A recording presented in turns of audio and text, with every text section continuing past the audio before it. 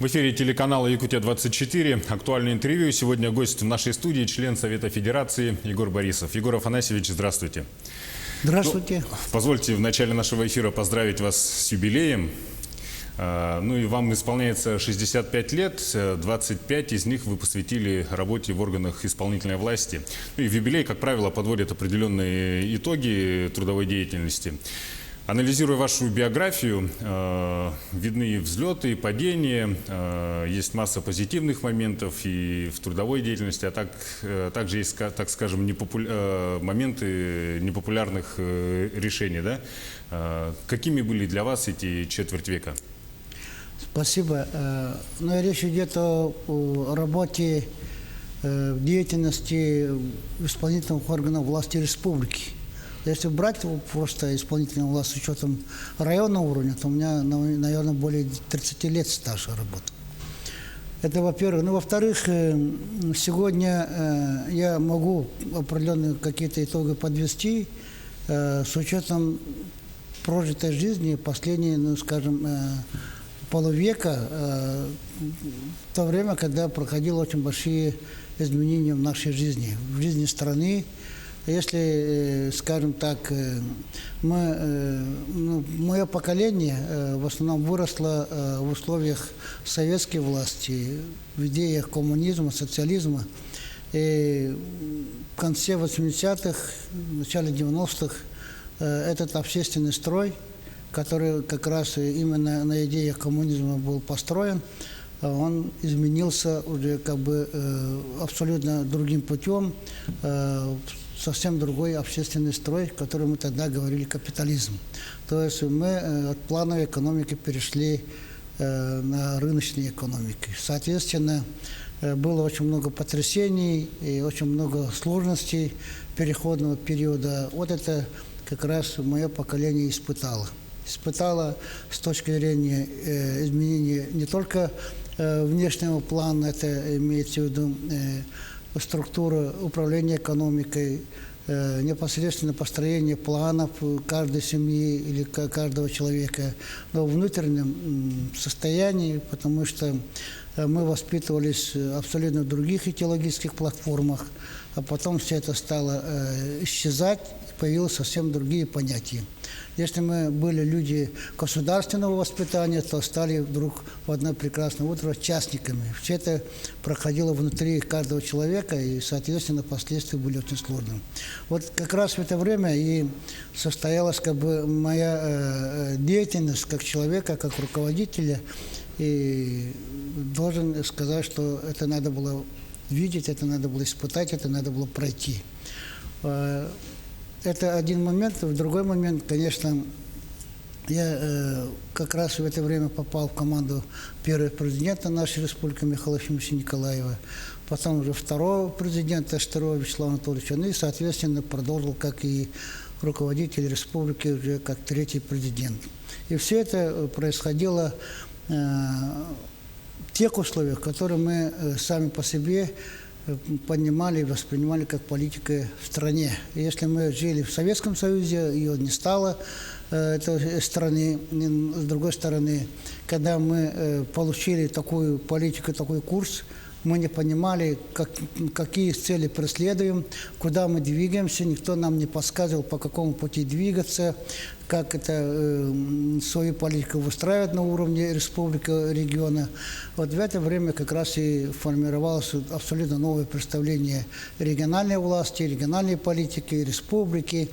Тогда и я сегодня могу сделать вывод, что все эти годы все-таки достойно республика все эти трудности преодолела, чем если сравнивать с другими субъектами Российской Федерации. Мы состоялись, вот сегодня есть. Вот такой путь прошли, я, соответственно, как раз и вот именно в рамках этой политики, этой жизни прошел со всеми другими, с народом Якутии, с людьми, с руководителями этот путь. Ну, то есть, условно, можно поделить эти 25 лет на 3 этапа. До 90-е вы методом проб и ошибок осваивали Но в рыночную зависимости, с экономику. какой точки зрения посмотреть. Если речь идет Становление себя как личности. о политике, об экономике или непосредственно становлении моего личного как руководителя или как человека, то, конечно, очень много можно факторов приводить, но как личности, конечно, я прошел в 90-х годах очень большую школу жизни на уровне республики. Тогда мало кто занимался политикой, а больше мы испытывали сложности в области экономики. Потом, конец 90-х, начало 2000-х годов, когда мы уже получили Конституцию Российской Федерации, свои законы, стали создавать единое правовое пространство в Российской Федерации. Нам необходимо было выстраивать отношения с федеральным центром, и там надо было себя проявлять как руководитель, как специалист. И, соответственно, и там появился опыт работы. И все в совокупности я получился таким, какой я сегодня есть. Хорошо, но отношения с федеральным центром мы обсудим чуть позже. Давайте вернемся к тем 8 годам, когда вы возглавляли республику, руководили республикой нашей. Что вот за эти 8 лет вы считаете для себя главным? Вот что проделано? Я никогда не скрывал и не скрываю о том, что я объявлял тогда, что буду обеспечивать преемственность органов власти, которые работали и в 90-е, и в 2000-е годы. Это речь идет о деятельности первого президента Республики Саха-Якутия Михаила Ефимовича Николаева. Это речь идет о Штырова Вячеслава Анатольевича, который они провели политику. Михаил Ефимович в основном очень большую работу вел, абсолютно правильной постановкой социальной политики. Тогда надо было защищать людей наших от той неизвестной политики, которую мы видели от центра исходящей. Тогда мы, когда переходили абсолютно новые условия жизни, нам необходимо было выстраивать именно в республике свое внутреннее сознание людей, которое отличалось от некоторых, скажем, представлений еще с того времени. То есть мы должны были состояться как народ, понимающий, воспринимающий новые условия жизни, самосознание людей как бы разбудить и развивать. С этой точки зрения Николай очень много сделал.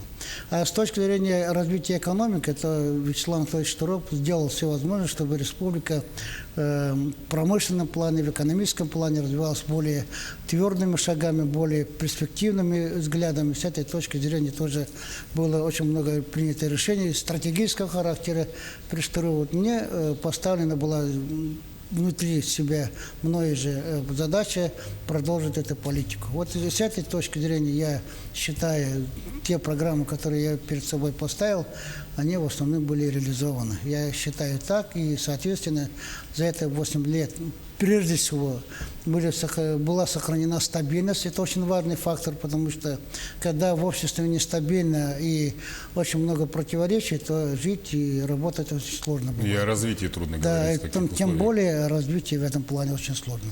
С точки зрения экономических показателей, финансовых показателей, то люди почувствовали рост заработной платы, это явно видно было, это строительство жилья было повышено, экономические параметры все повысились, это же бюджетная обеспеченность увеличилась.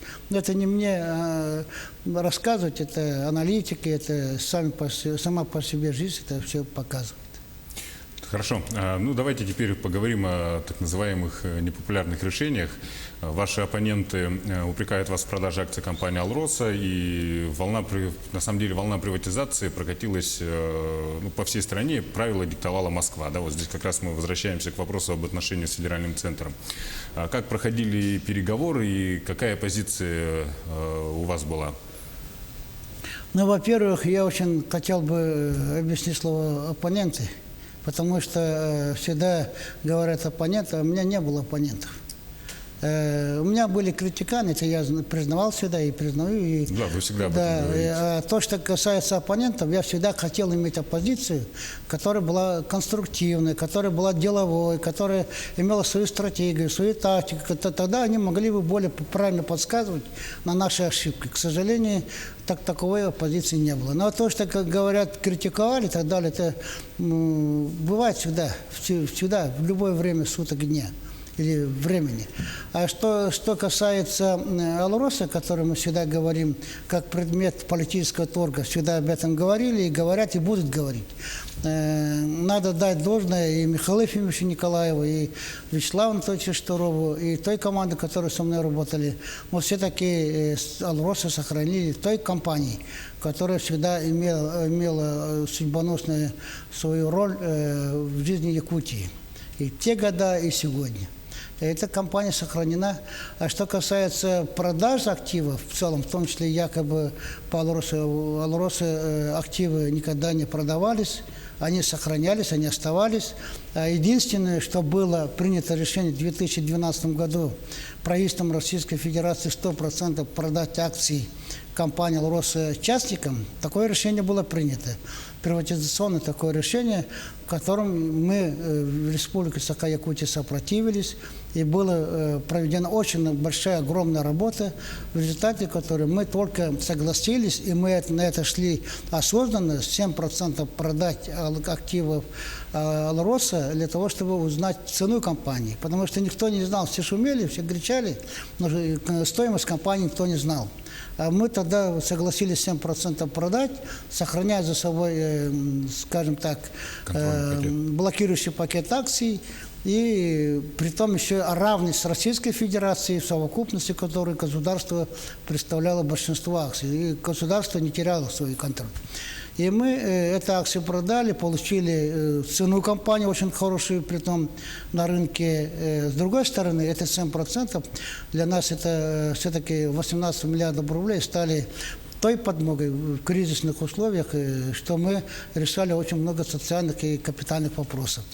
И в результате мы стали в выигрыше. Вот в этом смысл всех этих операций. А то, что было отменено решение приватизации 100%, это была другая работа. Это почти детективная история, которую наверняка только я знаю. Потому что мне приходилось трижды встречаться с президентом, чтобы правительство не реализовывало свое постановление. Это было сделано, это я добился. В результате компания сегодня работает как компания под контролем государства в целом, дает налоги, при том еще, с учетом того, что именно акции принадлежат республике и правительству России, они дают дивиденды, плюс налогам. Ну, я правильно понимаю, то есть речь изначально шла о 100% продаже компании «Алроса»? Да, такое решение было принято, я могу постановление правительства это показать. Тогда сказали все продать, газеты, заводы, все остальное. И тогда в этот список попала компания «Алроса». Но это единственный пункт, который не был, по большому счету, с первых решений не был исполнен. Да, не исполнен. То есть это речь идет о стране, то есть крупные компании в стране уходили с молотка, и, соответственно, было такое решение удалось. историческое, которое потом было поставлено под сомнение. Не могу не задать вопрос, насколько тяжело это было выбивать? Очень тяжело. Наверняка это больше, будет не сегодняшний эфир разговора, наверняка это будет рассказано в каких-то других, по другой форме, в других, скажем, произведениях или в других встречах. Ясно. Хорошо, интрига сохраняется. Давайте поговорим о семье. Все-таки в юбилей тоже охота этот вопрос обсудить. Как в семье относится к тому, что даже сейчас, когда четверть века позади, вы продолжаете работать на благо республики? И во многих интервью, Егор Афанасьевич, вы с большим теплом и с любовью вспоминаете студенческие годы, когда познакомились с Прасковьей Петровной, когда она стала для вас некой такой опорой по жизни, да? Какую роль Прасковья Петровна сыграла в становлении Борисова Егора Афанасьевича? Абсолютно положительную прямую роль, потому что я деревенский парень, поехал учиться студентом в Новосибирск, и там нашел свою судьбу. И, конечно, после учебы, даже когда мы создавали семью, с этого момента началось мое очень такое резкое повзросление, очень ответственное отношение к семье, к работе, к учебе, ко всему. И внутреннее такое крепкое состояние Прасковьи Петровны, она как-то передалась мне, и я стал тоже внутренне себя приводить в порядок, очень крепко стал думать и об ответственности, обо всех этих делах. И, соответственно, на основе этого я, наверное, и формировался тем человеком, который я сегодня есть. Хорошо, ну давайте обсудим вашу текущую деятельность. Почти год вы в Совете Федерации, занимаете должность заместителя Комитета по аграрной и продовольственной политике. Какие для вас сегодня приоритеты в работе и, особенно в вопросах, которые касаются нашей республики? Обычно говорят о том, что когда в Совет Федерации попадает коллеги наши, и там якобы спокойно такая работа бывает. Оказывается, это не так. Когда я попал в Совет Федерации, когда стал изучать деятельность этого очень важного органа власти в Российской Федерации, возможности, что там можно делать и как это можно реализовать, свои полномочия, которые даны законом, мне долго не пришлось думать, потому что там все было четко расписано, и я начал конкретно взаимодействовать с коллегами, с республикой, с проблемами, и стал ставить эти вопросы на федеральном уровне. Как я предполагал, очень много проблем, которые надо решать на федеральном уровне, через Совет Федерации можно актуализировать, пропускать и решать. Поэтому... Тем более я попал в комитет, который мне был родным. Это аграрный комитет, это комитет, который занимался недропользованием, экологией. И это очень важно, имеет отношение не только в целом по стране, но и для Якутии тоже. И мне пришлось очень много поработать и по ревизии законов, которые необходимо откорректировать или инициировать какие-то новые предложения, чтобы помочь нашим субъектам, в том числе в Республике Саха-Якутия. Это во-первых. Во-вторых, в Совете Федерации есть очень хорошая форма работы. Во-первых, это отчеты министров, членов правительства, которые приходят, в правительственной части отчитываются, получают вопросы от сенаторов, и, насколько возможно, принимаются решения парламента Совета Федерации, где пункты должны в обязательном порядке исполняться. Вот на это я обратил внимание. Чтобы актуализировать тему, проводятся круглые столы, комиссия, комитетах. Везде я очень активно принимаю участие. Мой опыт работы руководителем субъекта дает мне возможность участвовать во всех направлениях работы. Не только в аграрном секторе. Я и по здравоохранению, по образованию, по спорту, по промышленности. Мне приходилось везде выступать, ставить перед министром вопросы за это короткое время. И как бы отметиться, что есть такой сенатор Борисов, который очень себя активно проявляет. Вот это начали чувствовать я перед своими людьми, своими избирателями, своими земляками. Сегодня можно подчеркнуть, что курс молодого бойца первый год я прошел достаточно активно. Я думаю, что со следующего года более буду уже публично, как говорится, проявлять себя, потому что я скромно сейчас работал, только взаимодействовал с парламентом республики, с правительством республики, с Арсением Сергеевичем, нашим главой республики, взаимодействовал, чтобы информировать ее, какие вопросы есть. А сейчас наверняка надо будет выходить и на уже уровень республики, рассказывать про это дело. Но это второй вопрос. Главное, чтобы мы работали, результаты получали. А вот тем очень много. Я занимаюсь и вопросом кооперации, переработки, экологической. Вот тема, которую я поднимал, встречаюсь еще, кроме всего этого, с руководителями правительства. Я с Силуаном не раз встречался, первым зампредом правительства, министром сельского хозяйства, министром охраны экологии и природопользования Кабулкиным Дмитрием Николаевичем, Гордеевым, зампредом правительства. Мне это вот прошлые мои как-то чисто человеческие отношения с коллегами на федеральном уровне мне помогает. И очень много ко мне обращаются руководители районов, наслегов, прямо туда выходят, телефон же старый остался, вот и они выходят, я стараюсь, насколько возможно, им советовать, попросить какие-то справочные материалы, чтобы поставить перед парламентом, перед Советом Федерации Российской Федерации. Ну, давайте сейчас, наверное, пару моментов все-таки по Совету Федерации мы конкретизируем.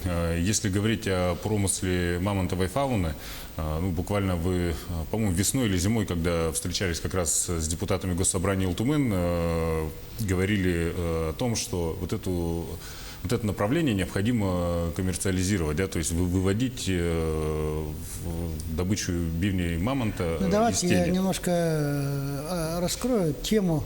Мамонтовые бивни, они в соответствии с федеральным нашим законодательством о недрах относятся к закону о недрах. Это недровые богатства. Но с другой стороны, он не регулируется этим законом, его добыча, его, скажем, продажа как сырья или как материала. Поэтому там было написано, что регулируется другим законом. Но этого закона до сих пор нет. Там еще какая-то часть относится к культурному наследию. Ну, бывают это моменты. как находка культурного значения или палеонтологическое назначение, то есть научного понятия, да. А это же все-таки товар, из которого можно делать хорошие изделия, продавать и развивать бизнес. К сожалению, когда есть спрос. для этого у нас возможностей на законодательном уровне нету. И мы давно этот вопрос ставим. Здесь есть два фактора. Первый фактор на мировом уровне, если посмотреть, то добыча в основном мамонтовой фауны проводится в Российской Федерации. Больше нигде. Именно мамонтовая фауна. А в Российской Федерации 80 с лишним процентов добывается в Якутии. Вот это мы в России добываем столько много, до 100 тонн в год, и продается на рынке мировом. И формируется товар из этого сырья только за пределами Российской Федерации. При этом всю, скажем, политику формирования этого рынка ведут не только не россияне, не якутяне, а ведут американцы, французы, китайцы. Понимаете? То есть у них нет мамонтовой фауны, у них нет этих материалов, но они диктуют все то, что происходит вокруг этой мамонтовой фауны. Поэтому Россия должна брать на себя ответственность, чтобы это было продиктовано со стороны России, а не со стороны других государств, которые не имеют. Это во-первых. А во-вторых, все-таки бизнес сам по себе создан таким образом, что наши продают все сырье и товар за бесценок. А потом кратно получается добавочная стоимость за пределами Российской Федерации. Это маленький материал становится стоимостью на миллионы долларов. То есть мы должны сделать так, чтобы вот этот бизнес как бы получал добавочную стоимость, прежде всего, у нас на территории Якутии. С этой точки зрения мы должны тоже узаконить все эти процессы. Вот этого не было. Исходя из этого, я с учетом того, что и Госдума раньше поднимала, и правительство поднимали вопрос, я в Совете Федерации на пленарном заседании поставил и получил постановление Совета Федерации, что этот вопрос надо продвигать. И после этого уже министерство, правительство уже с учетом того, что было проделано и в Государственной Думе, правительство до этого все собрали, и сейчас начали продвигаться мертвой точкой. Вот эта работа мы вместе с депутатами Госдумы, с нашими коллегами в Якутии, все это мы делаем. Хорошо, есть какие-то данные, ну, предположим, в ближайшее время закон приведут в порядок, определят регулятора по работе с мамонтовой фауной. Насколько экономика региона выиграет? То есть... Ну, мы, чтобы с чем-то сопоставить и получать высокодоходные, которые конкурируют будет с промышленностью и с другими отраслями, конечно, не получим. Но мы получим ту отрасль, которая, возможно, монопольно принадлежала бы Якутии. Вот это нам необходимо добиться. Вот это нам очень важно. Здесь нам необходимо уже на основе федерального законодательства решить. Хорошо. К другому закону обратимся сейчас. Вы крайне резко выступили против закона о платных дорогах в Арктике. Ну, какие подводные камни вы видите в этом документе? Понимаете, сегодня много делается хорошего, чтобы частный бизнес занимался разными проблемами, в том числе и по строительству дорог. Сегодня это приветствуется. То есть частные инвесторы, они строят дороги, дорог же в России не хватает. Мы согласны с этим. Надо частный бизнес привлекать. Где-то, где очень плотное население, где много, скажем, машин работает, там можно частные дороги открывать и зарабатывать деньги, с одной стороны, и создавать определенные комфортные условия для транспортных сообщений. Но в условиях севера, Арктики делать это в основном речь идет об участии инвесторов, которые осваивают северные территории. Недропользователи. Да, недропользователи, которые строят технологические дороги, там еще какие-то дороги. А в условиях Якутии, если они сделают это, и там исключения есть, но мы построим частные дороги, но для населения сделаем так, чтобы легковые машины платными не делать. А если мы на север Якутии попадем, там легковых там машин нету. В основном это вездеходы, это другие машины, которые не относятся к легковым машинам. И наши люди вынуждены будут платить. У нас недропользователи будут строить, а наши малочисленные народы, другие населенные пункты, редкие, которые есть на севере, люди, которые там живут, они будут ездить и будут платить. Это будет нагрузкой социальной для наших людей. Поэтому я выступил на пленарном заседании против этого закона и попросил все-таки воздержаться или мониторить еще полгода, год, вернуться к этому закону и откорректировать с учетом нагрузки на нашим людям вот этой платной дороги, если таковые появляются. Вот такой вопрос сложный был принят, но нам необходимо. Мы с Александром Константиновичем выступили против и проголосовали против. Об этом наши избиратели должны знать. Ну а как, кстати, строятся отношения с вашими коллегами, также представляющими нашу республику, с депутатами Госдумы? Очень конструктивно, хорошо, мы советуемся постоянно по принципиальным вопросам. Если это и Галина Катина в Государственной Думе, или Александр Константинович, мы постоянно общаемся, и тем более в различных комиссиях, в различных, в частности, вот Галина Кетина и Александр Константинович в межбюджетных отношениях, в бюджетной комиссии состоят. Нам очень важен этот фактор.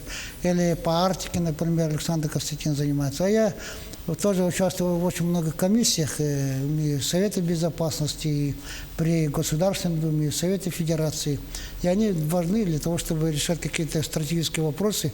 И мы советуемся, сверяемся позициями и идем на, скажем, защиту своих позиций.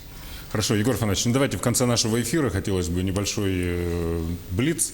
Ну, блиц подразумевает, сами понимаете, какой формат.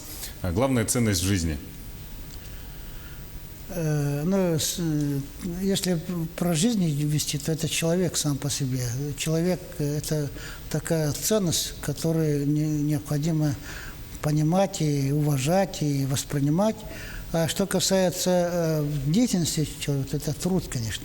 Сегодня я особенно обращаюсь к молодежи, что многие ребята как-то к жизни относятся очень по-простому. Но при этом мы всегда должны понимать, через труд решаются все вопросы. Любой вопрос, который мы хотим в жизни построить, сделать и решать, только через труд. Другого варианта нету. Поэтому хотим, не хотим, надо трудиться. Семья или работа? Это, наверное, больше всего связано со счастьем человека. Счастье – это понятие достаточно универсальное. Но если мы будем сочетать семью, лад в семье, успехов в семье, любви в семье, уважение в семье и, соответственно, востребованность в работе, интересы в работе, ответственность в работе, если они присутствуют, это счастье человека. Поэтому семья и работа для меня – это одна составляющая. О чем жалеете в своей деятельности? Ну, по большому счету, я ни о чем не жалею. Чем гордитесь? Ну, для гордости у нас в Якутии очень много вещей. Я любым достижением, которое добивается наш человек, якутянин, или в целом про Якутию очень много говорят сейчас и в России, и на международном уровне, который вызывает гордость. Это наши спортсмены, это наши труженики. Ну, смотрите, у нас 2 героя труда России. Ни в одном субъекте такого нет. Это же гордость. Наши спортсмены, многие страны мечтают попасть на Олимпиаду, а мы давным-давно в Олимпиаде. Многие страны мечтают иметь олимпийский чемпионат, а мы уже имеем. То есть Путин выступает перед тружениками, которые он награждает государственными наградами в Кремле культуры. И приводит пример Якутии. Какие таланты живут в Якутии. Прямо перед Россией, перед экраном выступает. Меня просто здесь берет такая гордость. Поэтому это люди моей родной республики. Это победы, которые мы сегодня имеем. Ну, я думаю, следующий вопрос, наверное, нет тогда смысла задавать, но я его озвучу. Любимое место отдыха в Якутии? Это мой отчий дом, это Тюлей, это Наслек Тюлейский, где у меня есть балаган. Я же сейчас в отпуске нахожусь. Но я же не поехал в Сочи или там в Европу. Я же приехал к себе на родину. Я здесь до конца отпуска буду отдыхать. Наверное, все стремятся куда-то ехать, а я приехал сюда. В Тюлей поеду и там буду отдыхать. Вот самое любимое место. С внуками это будет прекрасно. Хорошо, спасибо большое, Егор Афанасьевич, что нашли время и ответили на наши вопросы. Я еще раз поздравляю вас с юбилеем. Хорошо вам отдохнуть, ну и удачи во всех ваших начинаниях уже в Совете Федерации. Спасибо. Я еще раз напомню, что гость в студии телеканала «Якутия-24» в рамках проекта «Актуальное интервью» был член Совета Федерации Егор Борисов. Удачи вам.